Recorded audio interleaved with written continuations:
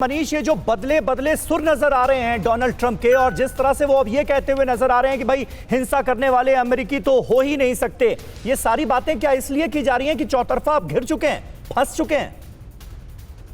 जी हाँ, देखिए इसमें कोई दो राय नहीं कि प्रेसिडेंट ट्रंप के गले में जब ये फंदा कसता जा रहा है तो अब उनके बदले सुर दिख भी रहे हैं। और देखिए यही प्रेसिडेंट ट्रंप अपने समर्थकों को पहले कहते हैं कि आप कैपिटल की तरफ कूच करिए, और फिर उन समर्थकों को अब कह रहे हैं कि वो दंगाई है। ये अलग बात है कि उनके कुछ गिने चुने नुमाइंदे सलाहकार जो हैं अब इस बात को नहीं मान रहे हैं, लेकिन प्रेसिडेंट ट्रंप के साथ देने वाले तमाम लोग, मुझे तो हैरानी हुई, टेड क्रूज जैसे लोग जो कि खुलकर प्रेसिडेंट ट्रंप का सपोर्ट कर रहे थे, अब उनको भी समझ में आ गया है कि प्रेसिडेंट ट्रंप अमेरिका के लिए कितने खतरनाक हैं और क्यों उनको जल्द से जल्द अमेरिकी सिस्टम से बाहर निकालने की जरूरत है। इसी दबाव की वजह से प्रेसिडेंट ट्रंप अब ये बयान देने पर मजबूर हो रहे हैं। और इसके पीछे जो मुझे लगता है कि पर्दे के पीछे की जो कार्रवाई है, जहां पर उपराष्ट्रपति या उनके कैबिनेट के लोग ये कह रहे हैं कि अगर आपने ऐसा नहीं किया तो मजबूरन 25th अमेंडमेंट या महाभियोग बनेगा और आगे भी आपके लिए राहें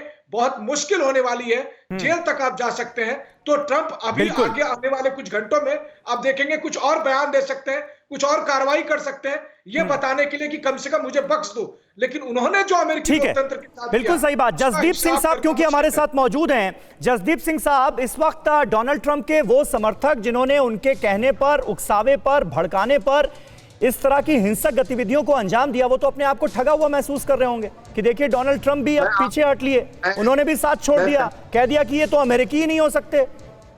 मैं आपको पहले भी कह रहा हूं कि ट्रंप ने किसी को उकसाया नहीं, ये आपके ख्याली पुलाव है जो आप सब लोग पकाए जा रहे हैं कि 25th अमेंडमेंट होगा और ट्रंप को इम्पीच कर दिया जाएगा, जैसे 4 साल से आप लोगों ने इम्पीच कर रहे थे। अब अखिले 2 हफ्ते में भी आप ये कह रहे हैं कि 25th अमेंडमेंट को इन्वोक किया जाएगा। असलियत ये है कि ट्रंप ने आज अपनी कंसेशनल स्पीच दी है, उसमें उन्होंने कहा है कि मैंने सारे थे वो, आप मेरी बात सुन लीजिए, और उन्होंने कहा है कि मैंने अपनी कंसेशनल स्पीच दे दी है और मैंने सारे अपने ये जो लीगल मैटर्स थे वो पूरे एग्जॉस्ट कर लिए हैं, और जो बाइडेन 20 जनवरी को नए राष्ट्रपति बनेंगे। व्हाइट हाउस के चीफ ऑफ स्टाफ ने सारे अपने एम्प्लॉइज को कहा है कि आप जनवरी 20-12 बजे तक रेजिग्नेशन दे दें, जो कि इस ट्रांजिशन की प्रक्रिया है। और अमेरिका एक बहुत ही शक्तिशाली डेमोक्रेटिक कंट्री है, यहाँ पे एक इंसान के या एक उसके कहने से there are so many checks and balances, और ये ट्रांजिशन ऑफ पावर 20 तारीख को होगा। और ये बिल्कुल, ये जो कल की घटना है, इससे उसके बाद भी बहुत जल्दी ही स्थिति सामान्य हो गई थी। कांग्रेस फिर से सेशन में आई, सेनेट कल फिर से सेशन में आया, और हम कंडेम करते हैं जो कल हुआ, जो वायलेंट एक्ट जो हुए उसको कंडेम करते हैं, पर प्रोटेस्ट करना नहीं, सिर्फ कंडेम करने से काम नहीं चलेगा ना, सिर्फ कंडेम करने से तो काम नहीं चलेगा। जसदीप सिंह साहब, ये कौन लोग थे? ये डोमेस्टिक टेररिस्ट कहां से आए? किसके उकसावे पर कैपिटल हिल पर हमला हुआ? किसके उकसावे पर दंगाई भीड़ संसद के अंदर घुस गई? कह रही कि नेशनल गार्ड आ गई है, और जो वहां पे ये सब कर्फ्यू लग गए हैं, नेशनल गार्ड के ऑर्डर प्रेसिडेंट ट्रंप ने दिए हैं। ये उनके ऑर्डर की वजह से नेशनल गार्ड आई है, जो उन्होंने वहां पे पीस करने के लिए बुलाई है। तो अगर आप एक तरफ से कह रहे हैं कि भाई ये कुछ कर ही नहीं रहे, तो फिर ये कंट्री चल कैसे रहा है? नेशनल गार्ड वहां कहां से पहुंच गई? तो आपने भी 6000 लोग बुलवाए हैं। अच्छा ठीक है, इतना कुछ हो जाने के बाद नेशनल गार्ड्स जो वहां पर बुलाई गई है, उसके लिए मतलब अमेरिका को एहसानमंद रहना चाहिए डोनाल्ड ट्रंप का, आप ये कह रहे हैं? चलिए ठीक है, अमेरिका में ट्रंप की कुर्सी का काउंटडाउन शुरू हो गया है। ट्रंप के खिलाफ महाभियोग का प्रस्ताव तैयार है। अमेरिकी संसद में आज पेश होने जा रहा है महाभियोग यानी इंपीचमेंट का प्रस्ताव।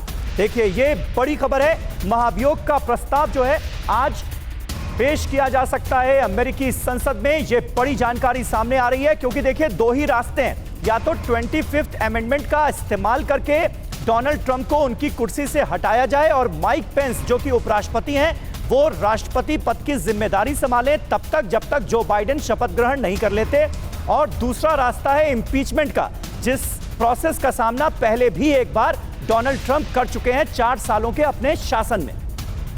तो अमेरिकी संसद में आज पेश होगा महाभियोग का प्रस्ताव, इसकी पूरी तैयारी कर ली गई है।